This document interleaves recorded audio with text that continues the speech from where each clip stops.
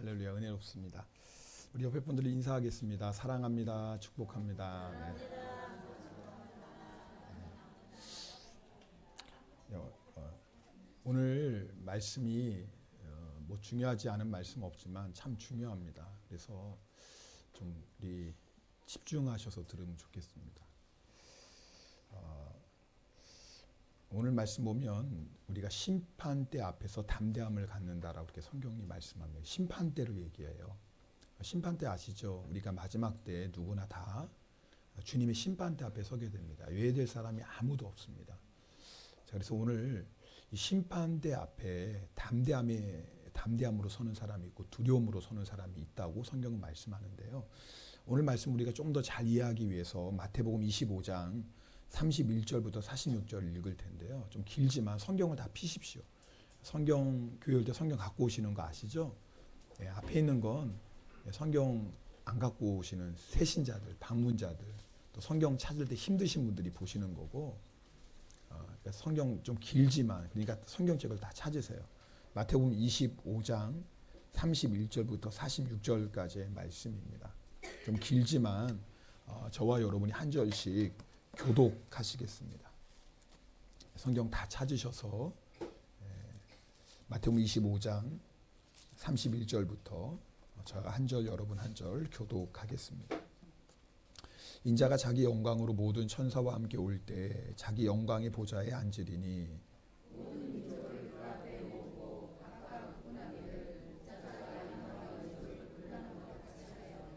양은 그 오른편에 염소는 왼편에 두리라.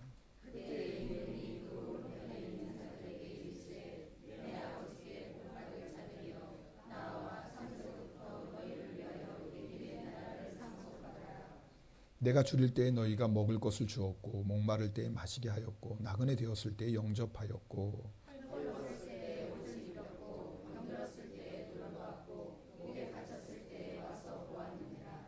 이에 의인들이 대답하여 이르되 주여 우리가 어느 때 주께서 줄이신 것을 보고 음식을 대접하였으며 목마르신 것을 보고 마시게 하였나이까.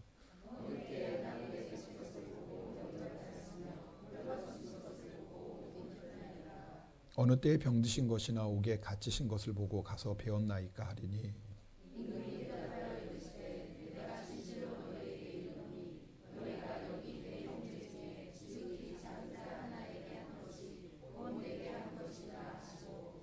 또 왼편에 있는 자들에게 이르시되 저주를 받은 자들아 나를 떠나 마귀와 그 사자들을 위하여 예비된 영원한 불에 들어가라.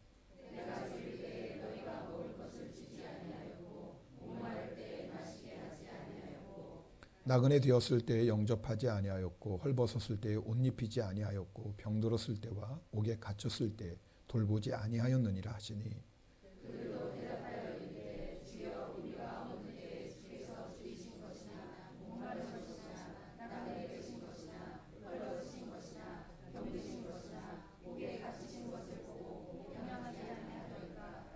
이에 임금이 대답하여 이르되 내가 진실로 너희에게 이르노니 이 지극히 작은 자 하나에게 하지 아니한 것이 곧 내게 하지 아니한 것이니라 하시니니 그들은 영벌에 의인들은 영생에 들어가리라 하시니라. 아멘. 여러분 오늘 보니까 그 심판대 앞에 다 서게 되는데 오른쪽에 있는 의인들에게는 뭐예요? 영생에 들어가고 왼쪽에 있는 자들을 악인들은 영벌에 들어간다고 주님이 말씀합니다. 그게 뭐예요? 영생 천국입니다. 영벌 지옥의 심판입니다. 여러분 그 심판대 앞에서의 결정은 영원합니다. 어느 누구도 돌이킬 수 없어요. 자, 그러니까 오늘 우리가 다 그 심판대 앞에 서요. 그리고 그 심판대 앞에서 영생과 영벌이 천국과 지옥이 결정됩니다. 그러니까 이게 얼마나 중요한 순간이에요. 그죠? 그러니까 잠이 올 수가 없어요. 이게 너무나 중요한 순간이니까. 오늘 잘 들으셔야 돼요. 여러분 이 세상에서 아무리 성공했어도 예를 들어 아무리 부귀영화를 누렸다 할지라도 모든 사람들이 다 칭찬하고 인정하더라도 만약에 주님의 심판대 앞에서 너 영벌하면 그건 저주받은 인생이에요.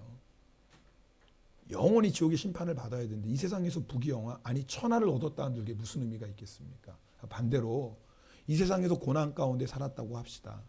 뭐 아무도 알아주지 않는 무명의 인생을 살았다 할지라도 주님의 심판대 앞에 섰을 때 너는 영생이라고 주님이 말씀하시면 그 사람은 진짜 복받은 사람이에요. 여러분 우리가 정말 주님의 심판대 앞에 서는 것을 진짜 믿고 그 심판대 앞에서 영생과 연벌이 결정되고 천국과 지옥이 결정된다고 정말 믿으면 여러분 오늘 말씀을 통해서 우리가 그날을 준비해야 될 거 아닙니까? 여러분 누가 영벌을 받고 누가 영생을 얻습니까? 성경은 분명히 말씀합니다. 예수 그리스도예요. 예수 그리스도가 기준입니다. 우리 요한복음 3장 16절 말씀은 함께 읽겠습니다. 요한복음 3장 16절입니다. 하나님이 세상을 이처럼 사랑하사 독생자를 주셨으니 이는 그를 믿는 자마다 멸망하지 않고 영생을 얻게 하려 하심이라. 그러니까 우리가 구원받은 건 오직 누구예요? 예수 그리스도. 주님을 믿음으로만 구원받습니다. 그런데 오늘 여러분 우리가 마태복음 25장 마지막 주님의 심판대 앞에서의 판결을 보니까 이게 마치 믿음이 기준이 아니라 뭐처럼 행위가 기준인 것처럼 보이지 않습니까? 왜요? 예수님께서 말씀하시잖아요. 영생을 받을 자에게 네가 줄일 때에 먹을 것을 주었고 목마를 때에 마시게 하였고 나그네 되었을 때 영접하였고 헐벗었을 때 옷을 입혔고 병들었을 때에 돌보았고 옥에 갇혔을 때 와서 보았느니 이거 다 뭐예요? 행위 아닙니까? 그러니까 마치 영생을 얻는 것이 뭐 이런 행위를 통해서 영생을 얻는 것처럼 느껴지고요. 반대로 마찬가지입니다.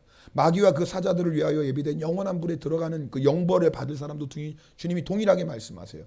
내가 줄일 때 너희가 먹을 것을 주지 아니었고 목마를 때 마시게 하지 아니었고 나그네 되었을 때 영접하지 아니었고 헐벗을 때 옷 입히지 아니었고 병들었을 때 옥에 갇혔을 때 돌보지 아니하였다.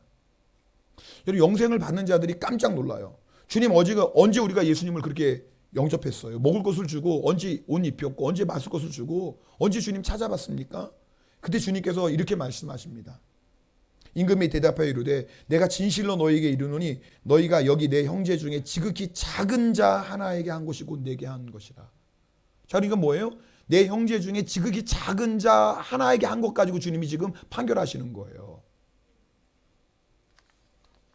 영벌을 받을 자도 깜짝 놀랐어요. 예수님 말씀도. 예수님 우리가 언제 주님께 먹을 거 안 드리고 마실 거 안 드리고 옷 입히지 않았습니까? 언제 주님 우리가 영접하지 않았어요? 주님이 뭐라고 말씀하십니까? 이에 임금이 대답하여 이르시되 내가 진실로 너희에게 이르노니 이 지극히 작은 자 하나에게 하지 아니한 것이 곧 내게 하지 아니한 것이니라. 그러니까 마치 주님이 지금 판결이 뭐예요? 이것을 하지 않은 내 형제 중에 지극히 작은 자 하나에게 하지 않으면 뭐예요? 이 영벌 받는다. 여러분 오늘 이 마태복음 25장 31절부터 46절 말씀을 제가 왜 합니까? 오늘 요한일서에 말하는 심판대 앞에서 어떤 사람은 담대함을 얻고 심판대 앞에서 어떤 사람은 두려움을 얻을 것이다. 이제 이 말씀을 하시니까 이 말씀을 여러분에게 조금 더 잘 설명하기 위해서 지금 마태복음 25장 말씀을 인용하는 거예요. 둘 다 심판대에 대한 말씀이니까요. 자, 마태복음 25장 31절에서 46절 말씀을 정리해 보면 이렇습니다. 첫 번째 따라하세요. 모든 사람은 주님의 심판대 앞에 서게 된다. 아멘입니까? 이거 다 모든 사람이에요. 나도 여러분도 다 이 심판대 앞에 서게 되는 거예요. 따라해 볼까요? 주님의 심판대 앞에서 의인은 영생을, 악인은 영별을 받는다. 믿습니까? 그렇죠. 자, 그런데 3절부터가 세 번째 보세요. 그런데 지극히 작은 자 하나에게 어떻게 하였느냐가 기준이 되는 거예요. 여기서 내 형제라는 건 예수님을 주님으로 고백하고 하나님을 아버지로 믿는 하나님의 자녀들을 얘기합니다. 자는 예수 믿는 사람이에요. 근데 이 중에서 지극히 작은 자는 주석은 이렇게 해석해요. 참으로 무가치하게 여겨지는, 그래서 사람들의 관심도 전혀 끌 수 없을 정도로 간과되어지는 자들. 자, 그러니까 여러분 우리 함께 신앙생활 하는 자인데 이런 표현 죄송합니다. 그러나 여러분이 그냥 확 올 것 같아요. 내가 한마디도 내가 뭐라고 무안 주고 함부로 해도 찍소리 못하는 사람. 그게 지극히 작은 자예요. 성경이 얘기하는. 자, 그러니까 오늘 말씀 보면 그렇게 지극히 작은 자 하나가 기준이 되는 거예요. 자, 네가 그렇게 지극히 작은 자 하나에게 먹을 거 주고 마실 거 주고 옷을 입혀주고 영접하고 그러면 너 영생. 네가 그렇게 지극히 작은 자 하나 멸시하고 무시하면 너 영벌. 여러분 결국 지극히 작은 자에게 먹을 것을 주고 마실 것을 주고 옷을 입혀주고 병들었을 때 옥에 갇혀서 찾아보는 거 뭐야? 한마디로 우리가 얘기하면 뭐라고 할까요? 사랑이거든요. 네가 지극히 작은 자 하나를 사랑하면 영생, 지극히 작은 자 하나 네가 멸시하고 무시하면 영벌. 지금 그 말씀이에요. 근데 여러분 놀라운 것은 오늘 41절 말씀을 함께 볼까요? 여기 여러분 성경책 봐도 41절 같이 읽겠습니다. 시작. 44절입니다. 죄송합니다. 44절. 그들도 대답하여 이르되 주여 우리가 어느 때에 주께서 줄이신 것이나 목마르신 것이나 나그네 되신 것이나 헐벗으신 것이나 병드신 것이나 옥에 갇히신 것을 보고 공양하지 아니하도이까. 자 보세요. 자, 이 사람들이 예수님을 지금 뭐라고 불러요? 지금 이 44절은 뭐예요? 지금 영벌 받을 사람이에요. 주님 너 영벌이다 라고 하시는 사람들이에요. 근데 이 사람들이 지금 예수님을 뭐라고 불러요? 주여 불러요. 이야, 이거 정말 깜짝 놀랄 일이에요, 지금. 이 사람들이 예수님을 모르는 사람들이 아니네요. 저를 보세요. 날 좀 보소. 좀 이거 오늘 너무 중요한 말씀이라니까요. 이거 지금 집중해서 들으셔야 돼요. 지금 깜짝 놀랄 말씀인 거예요, 지금 이게. 이 사람들이 주님을 모르는 사람들이 아니에요. 예수님을 향해서 뭐라고 불러요? 주여! 주여 불러요. 주님을 불러요. 적어도 이 사람들은 자기는 예수님을 믿고 있다고 생각하는 사람들이었어요. 여러분 오늘 이 말씀을 들을 때 영생, 예수님 믿는 사람, 영벌, 예수님 안 믿는 사람 맞죠? 근데 오늘 말씀 잘 들어보면 이 영벌에 들어갈 사람들 중에서 예수님을 주님이라고 부르는 사람도 있더라 그 말이에요. 여러분 도대체 왜 주님은 믿음으로 구원받잖아요. 오직 믿음만이 구원인데 왜 지극히 작은 자를 향한 이 사랑이 기준인 것처럼 말씀하시냐 그 말이에요. 여기에 중요한 이유가 있습니다. 야고보서 2장 14절부터 17절 말씀 우리 앞에 있는데요. 같이 읽겠습니다. 야고보서 2장 14절부터 17절입니다. 내 형제들아 만일 사람이 믿음이 있노라 하고 행함이 없으면 무슨 유익이 있으리요. 그 믿음이 능히 자기를 구원하겠느냐.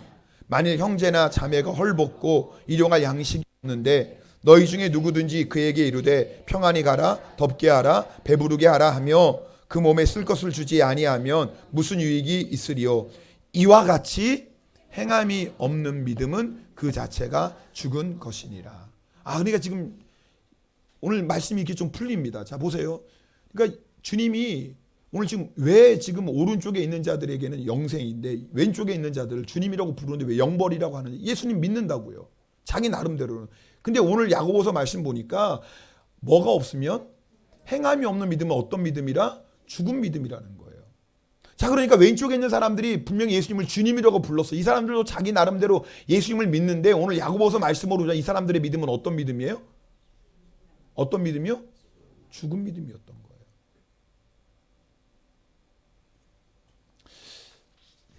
여러분 구원받는 데 있어서 믿음이냐 행위냐 이건 질문이 잘못된 거예요. 오늘 우리들에게는. 우리가 이렇게 물어야 돼요. 어떻게 물어야 되냐면 나의 믿음이 살아있는 믿음인가 죽은 믿음인가 예요. 여러분 오늘 말씀은 우리에게 정말 내가 예수님을 믿는 살아있는 믿음인가를 점검해 보게 하는 말씀이에요. 여러분 생각해 보세요. 만약에 우리가 지금 심판대 앞에 섰는데 주님께서 우리에게 너 왼쪽이다 하면 어떡하실래요? 여러분들 오늘 만약에 주님이 우리를 부르실 때 여러분 내가 오른편에 설지 왼쪽에 설지 여러분 확신하셔야 돼요.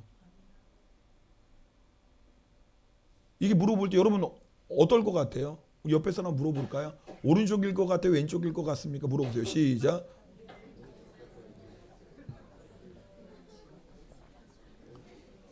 절 보세요. 이렇게 대답하시면서 큰일 나요. 가봐야 알죠. 이건요 진짜 큰일 날 사람이에요. 가봐야 알아요? 아니 어떡하실래요? 가봐야 알면. 아니 가봐서 알면 어떡할래요? 여러분 그건요 저 영생입니다 이건 교만이 아니 이건 믿음이에요. 분명한 이건 확실하게 이렇게 고백할 수 있어요. 이걸 구원의 확신이라고도 얘기하는데 아니 웃으면서 목사님 가봐야 알죠. 속도 좋다. 지금 영벌과 영생이 결정되는데 천국과 지옥이 결정되는데 가봐야 알아요? 여러분 오늘 이것은 너무나 중요한 말씀이에요. 주님께서 심판대 앞에 서기 전에 준비하라는 거예요. 우리 주님은 얼마나 우리를 사랑하시는지 아무 준비 없이 한 사람이라도 준비 없이 주님의 심판대 앞에 와서 영벌을 받는 자가 한 사람도 없도록 주님께서 우리에게 미리 알려주시는 거예요. 네가 어떻게 주님 앞에 섰을 때 영생을 받을 수 있는지 알려주시는 거예요. 그리고 오늘 말씀을 듣고 만약에 내가 지금 주님의 심판 앞에서 나는 어떨까? 만약에 내 안에 두려움이 있다면, 확신이 없다면 오늘 이 말씀 잘 들으셔야 되는 거예요. 주님께서 우리에게 오늘 말씀을 통해서 그 심판대 앞에 내가 어떤 모습으로 서게 될지를 알려주시고 그때를 준비하라고 하시는 거예요. 그러니까 오늘 여러분들 내가 만약에 오늘 이 밤에 주님이 나를 부르실 때 나는 오른쪽일까 왼쪽일까 아직도 잘 모르겠다고 하는 사람 이 말씀은 진짜 잘 들으셔야 돼요. 에이 뭐 나중에 듣지, 이런 얼굴로 듣지 마세요. 나중에 어디 있어요. 다른 건 나중에 있지만 구원의 문제는 나중에 없는 거예요. 그냥 에이 뭐 그런 얼굴로 들으시면 안 돼요. 오늘 말씀이 얼마나 중요한데요. 저는 정말 이 말씀 전할 때 정말 간절한 마음으로 준비하고 전하는 거예요. 왜요? 이것보다 중요한 게 없어요. 다 심판대 앞에 서게 될 텐데, 그 앞에서 반드시 영생과 영벌이 결정되는데 그거 준비해야 될 거 아니에요. 준비하라고 오늘 이 말씀 주시는 거 아니에요. 그러니까 그냥 대충 넘어갈 말씀이 아니에요. 난 예수 믿으니까 괜찮아 이러지 마세요. 그러다가 여러분 왼쪽에 있는 사람처럼 주님하고 부르는데 주님이 너 영벌이다 그러면 어떡하실래요? 제 얘기가 아니잖아요. 오늘 성경의 말씀 아닙니까? 17절 말씀을 함께 읽겠습니다. 17절 말씀입니다. 오늘 본문 17절. 이로써 사랑이 우리에게 온전히 이루어진 것은 우리로 심판날에 담대함을 가지게 하려 함이니 주께서 그러하신 것 같이 우리도 이 세상에서 그러하니라. 그러니까 무슨 말이에요? 우리가 심판대 앞에 지금 뭘 가져야 되는 거예요? 지금 담대함을 가져야 돼. 담대함. 여러분 근데 우리가 심판대 앞에서 담대함을 가져야 되는데, 자, 이 담대함을 어떻게 갖냐면 이로써예요. 16절이에요. 그러니까 누가 담대함을 갖느냐? 16절 말씀이 담대함을 갖는 사람이에요. 우리 그 앞에 있는 16절 읽겠습니다. 하나님이 우리를 사랑하시는 사랑을 우리가 알고 믿었노니 하나님은 사랑이시라. 사랑 안에 거하는 자는 하나님 안에 거하고 하나님도 그 안에 거하시느니라. 자, 절 보세요. 사랑하는 자는, 여러분 우리가 여기서 말하는 사랑, 형제를 서로 사랑하는 거예요. 사랑하는 자는 그 사람이 누구 안에 거하고요? 하나님 안에 거하고 하나님도 그 사람 안에 거하고. 이런 사람 마음에 당연히 뭐가 있어요? 담대하죠. 당연히 담대하죠. 아니 내가 하나님 안에 있고 하나님이 내 안에 있는데 얼마나 담대해요. 심판대 앞에서도 담대하게 심판대 앞에 서는 거예요. 자, 그러니까 이 사람은 하나님도 그 안에 있고 그도 하나님 안에 있는 사람은 어떤 사람이에요? 사랑하는 사람은. 여러분 오늘 요한 일서가 사랑이라고 얘기해요. 여러분 우리가요 예수 믿으면 담대함을 얻는다 이렇게 얘기해도 될 걸 요한은 사랑이라고 얘기해요. 왜? 이유가 있어요. 여러분 내가 예수님을 정말 믿는 이 믿음이 사실은 살아있는 믿음이 아니라 죽은 믿음이 있어요. 근데 우리는 잘 몰라요. 믿음은 눈에 안 보이잖아요. 믿음이 눈에 보이면 금방 알겠는데 믿음이 눈에 안 보여요. 그러니까 내 믿음이 살아있는 믿음인지 죽어있는 믿음인지 우리가 모를 때가 있다고요. 믿음이 그래요. 그래서 자기가 속을 수 있다니까요. 나는 믿음이 없는데 나는 믿음이 좋은 것처럼 속을 수도 있다니까요. 오늘 설교 드리면서 나랑 전혀 상관없어. 사실은 진짜 심각한데 어떤 사람은 정말 들어야 되는데 오늘 설교는 나랑 상관없어. 난 믿는데 뭐 나는 은혜도 체험했는데 성경도 체험했는데 뭐 나랑 상관없어. 천만에요. 아닐 수도 있다니까요. 오늘 여러분이 겁주자고 주시는 말씀이 아니에요. 주님의 심판대 앞에 서기 전에 반드시 잘 준비하자는 말씀이에요, 여러분. 아시겠어요? 오늘 여러분 이 말 듣고 오해하지 마세요. 뭐 여러분이 겁주려고 하는 게 전혀 아니에요. 오늘 이 말씀 주는 이유는 그 심판대 앞에 서기 전에 잘 준비하자라는 거예요. 잘 준비하려면 나를 점검해 봐야 될 거 아니에요. 나는 정말 그 앞에 설 준비가 되어 있나 점검해 봐야 될 거 아닙니까? 18절 말씀 우리 함께 읽겠습니다. 18절 오늘 본문. 사랑 안에 두려움이 없고 온전한 사랑이 두려움을 내쫓나니 두려움에는 형벌이 있음이라. 두려워하는 자는 사랑 안에서 온전히 이루지 못하였느니라. 자, 두려움에는 두려워하는 자는 뭐가 있다고요? 형벌. 자, 그러니까 여러분 보세요. 지금 여러분이 주님의 심판대 앞에 선다고 생각할 때 여러분 안에 담대함이 있는 사람이 있다면 그 사람은 오케이예요. 근데 여러분 안에 그 심판대를 생각할 때 두려움이 있거나 난 잘 모르겠는데 이건 지금 심각한 거예요. 여러분 다시 말씀드리지만 사랑하느냐 사랑하지 않느냐가 구원의 조건이 아니에요.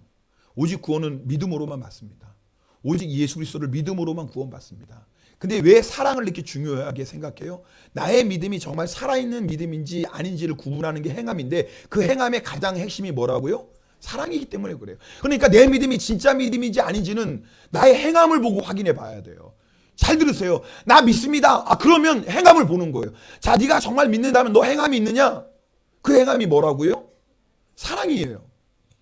그러니까 오늘 여러분이 내 믿음이 정말 주님 앞에 섰을 때 두려움이 없고 담대한 믿음인지 아닌지는 뭘 가지고 확인해야 되는 거예요?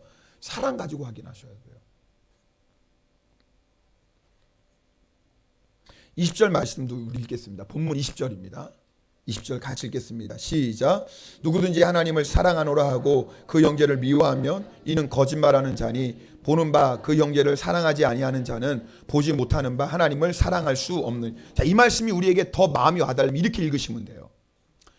사랑을 믿음으로 바꿔 읽으면 돼요. 자, 우리 사랑을 믿음으로 한번 읽어볼까요? 자, 우리 하나님에 대한 사랑. 자, 시작. 누구든지 하나님을 믿노라 하고 그 형제를 미워하면 이는 거짓말하는 자니.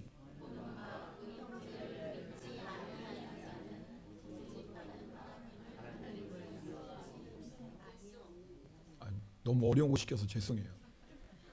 여러분의 수준을 내가 너무 높게 봤어. 세상에 참 담임 목사 누군지 모르지만 고생이 많다. 이거 어떻게 이것도 잘. 여러분, 이 사랑이란 단어를 믿음으로 보면 의미 확 와요. 하나님을 믿는다고 하면서 형제를 뭐예요? 미워하는 자는 뭐예요? 거짓말한다 그랬어요. 그러니까 여러분이 나 하나님 믿습니다 라고 얘기하지만 믿는다고 하면서 형제를 만약에 사랑하지 않으면 미워하면 그 사람 뭐라고? 거짓말하는 사람이에요. 제 말이 아니에요. 하나님의 말씀이에요. 자, 그러니까 오늘 말씀 앞에 내가 만약에 하나님 나 정말 믿습니다 라고 하면서도 내가 형제를 사랑하지 않는다면 지금 나 뭐하고 있는 거예요? 거짓말하고 있는 거예요. 그 말은 뭐예요? 내 믿음이 어떤 믿음이라고요? 죽은 믿음이라는 거예요.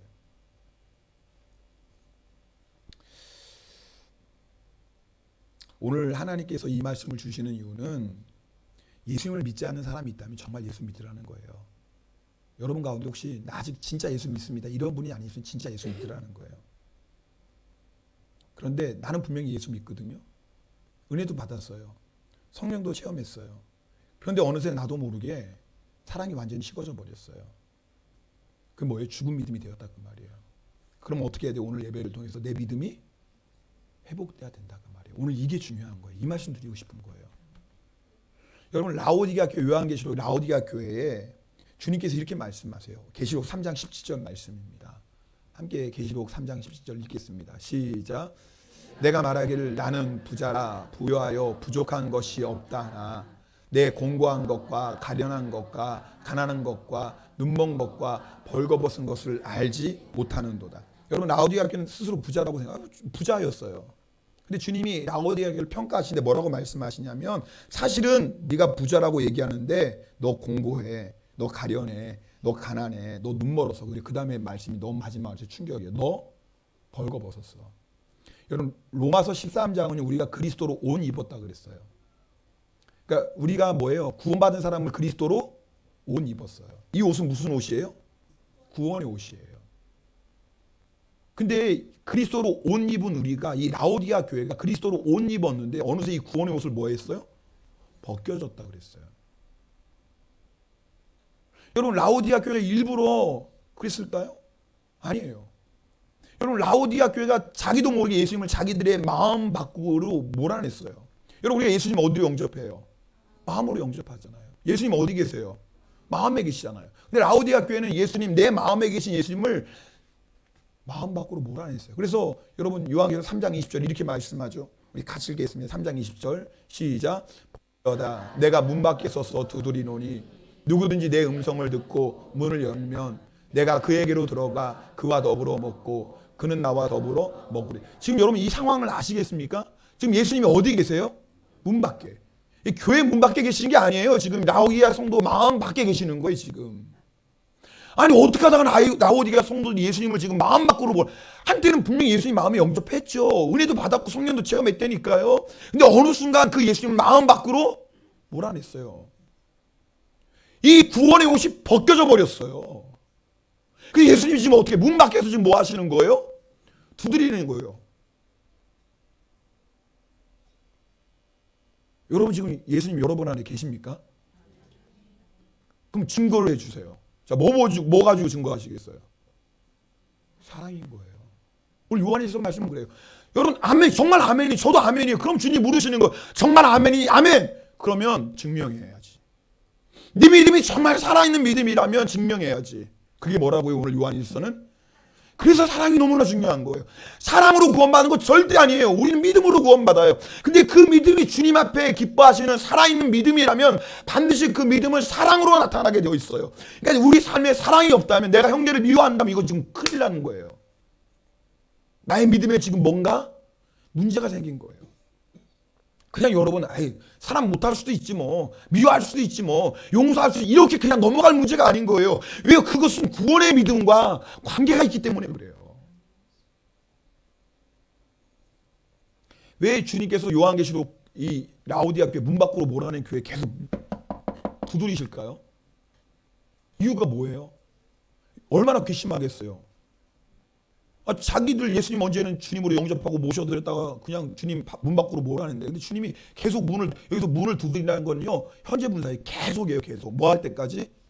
열 때까지. 우리 주님이 도대체 왜 그러실까요?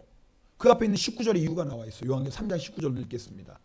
시작. 무릇 내가 사랑하는 자를 책망하여 징계하노니 그러므로 내가 열심을 내라. 이건 하나의 사랑하시는 거예요. 저는 오늘 이 말씀 준비하면서 여러분, 이 말씀을 주님께서 우리에게 또 주시는 이유는 뭐냐면 사랑하시는 거예요. 여러분 중에 한 사람이라도 아직도 이 사랑의 문제가 해결이 안 됐다면 주님이 그냥 넘어가실 수 없는 거예요. 왜? 이거는 뭐예요? 믿음, 구원의 믿음과 관련된 문제이기 때문에 주님을 사랑하시는 거예요. 포기하실 수가 없는 거예요. 그래서 지금 계속해서 마음의 문을 두드리시는 거예요. 언제까지? 열 때까지. 어떻게 하면 돼요? 마음의 문 열면 돼요. 주님, 내 믿음이 차갑게 식어져 버렸습니다. 말씀을 들어도 은혜가 없고, 찬송을 들어도 은혜도 없고, 기도의 능력도 잃어버리고, 그저 예수 믿는다고 말은 하지만 그냥 세상 따라 그냥 분주하게 막 살아갑니다. 그러면서 나는 예수님 믿고 있다고 하지만 사실 주님 나의 삶을 보며 황폐합니다. 사랑도 식어지고 용서도 없고, 주님 어떡합니까? 주님 저 큰일 났습니다. 주님, 겉으로 볼 때는 아무 문제 없고 잘 나가는 것 같은데 주님, 사실은 내 영혼은 지금 무너지고 있는데 주님, 이거 어떡합니까? 주님, 겉으로는 육적인 열매는 많이 맺는 것 같아도 내 안에 성령의 열매가 없고 이렇게 강팍하게 살아가는데 주님, 이거 어떡합니까? 주님, 지금 주님, 저를 좀 불쌍히 여겨주세요. 주님, 저 큰일 났어요. 주님, 저 어떡해요? 주님, 이걸 원하시는 거예요. 다른 거 원하시는 게 아니에요. 이걸 깨닫고 어떻게 하라는 주님 앞에 마음의 문을 열라, 그 말이에요. 열심을 내는 거예요. 다시 주님을 향해 열심을 내는 거예요. 회개하는 거예요.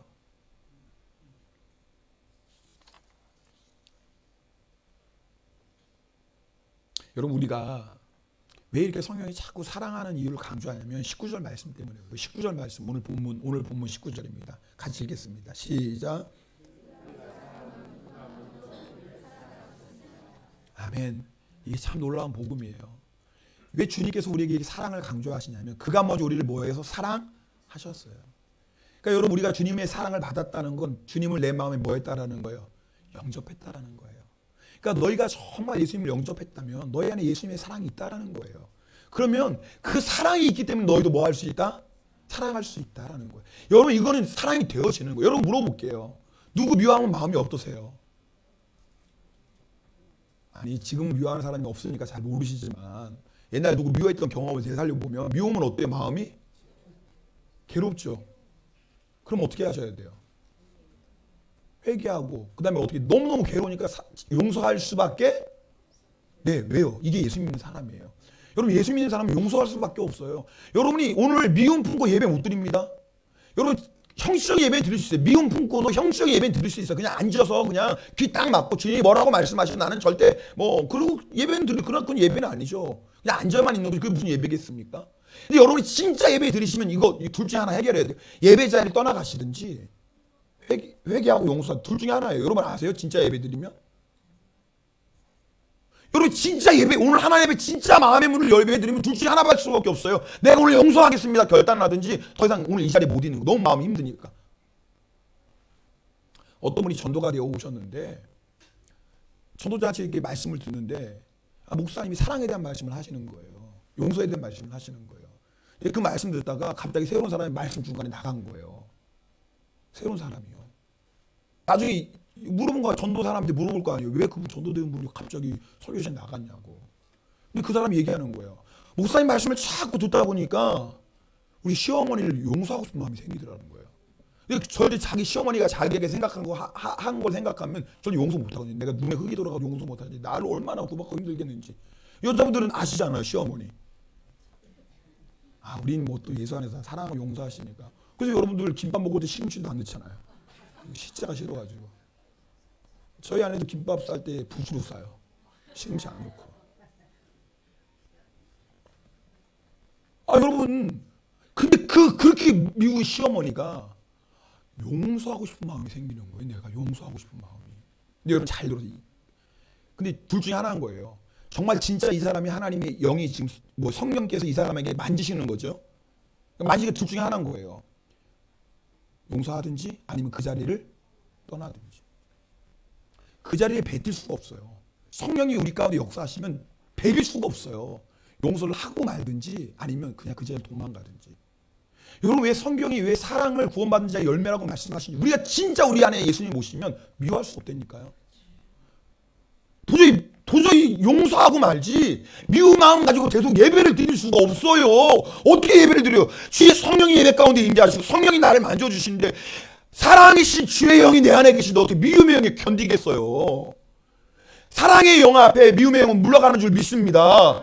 빛 앞에 어둠은 물러갈 수밖에 없어요. 근데 사랑의 영, 성령, 사랑의 영이 내 안에 임하시는데 어떻게 미움이 견딥니까? 그러니까 뭐예요? 용서하든지 아니면 그 자리를 떠나든지. 문제는 뭐예요? 내가 용서도 안 하면서 예배 자리에 계속 앉아 있는 거예요.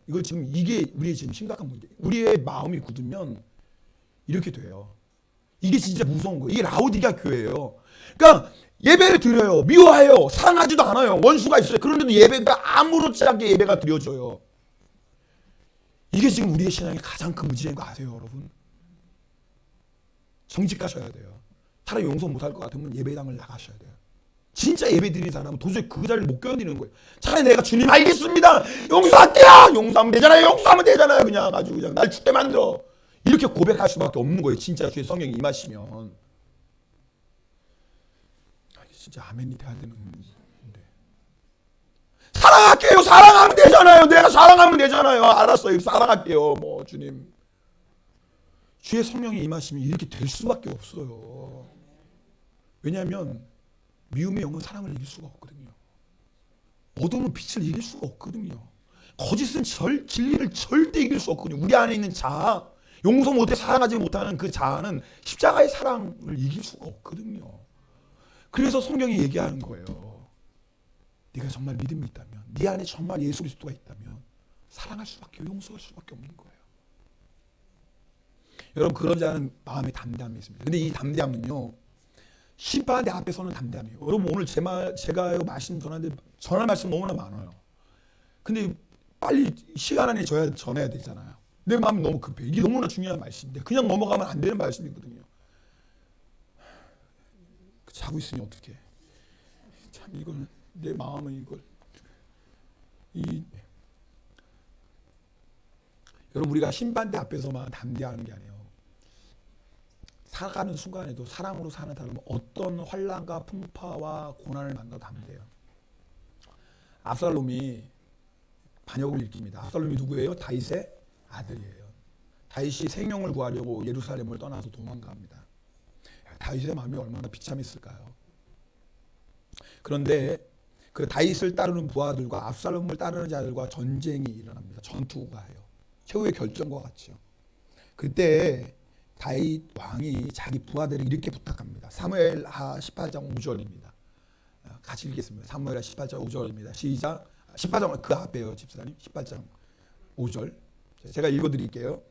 왕이 요압과 아비새와 이때에게 명령했어요. 이르되 나를 위하여 젊은 압살롬을 너그러 이태우라. 부탁한다. 너희가 명령한다. 나를 위해서 압살롬을 불쌍히 여겨달라. 여러분 지금 압살롬이 아비 죽이겠다고 지금 반역을 일으켰어요. 뭐 해야 돼요? 죽여야 돼요. 이런 아들이 어디 있어요? 그런데 다윗이 뭐라고 지금 얘기하냐면 나를 위하여 압살롬을 불쌍히 여겨달라. 다윗은요 절대 미우명에 붙잡히지 않았어요. 비록 아들은 아버지를 죽이려고 했지만 오히려 다윗은 압살롬을 사랑했어요.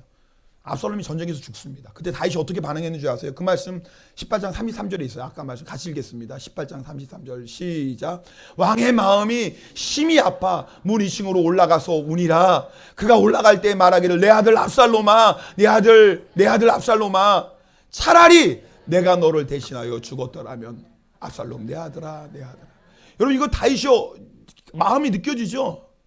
그냥 내가 너를 위해 죽였다면 이거는 그냥 나오는 말이 아니에요. 진짜 다윗의 진심이에요. 압살롬아, 압살롬아, 내가 너 때문에 네가 아니라 내가 죽어야 되는데.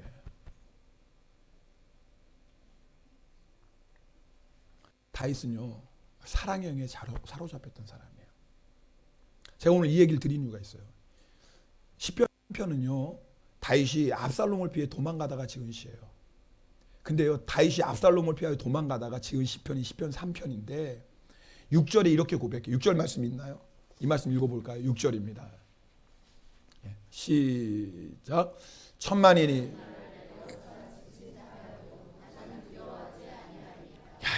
여러분 지금 제가 오늘 이 말씀을 나누는 목적이 있어요.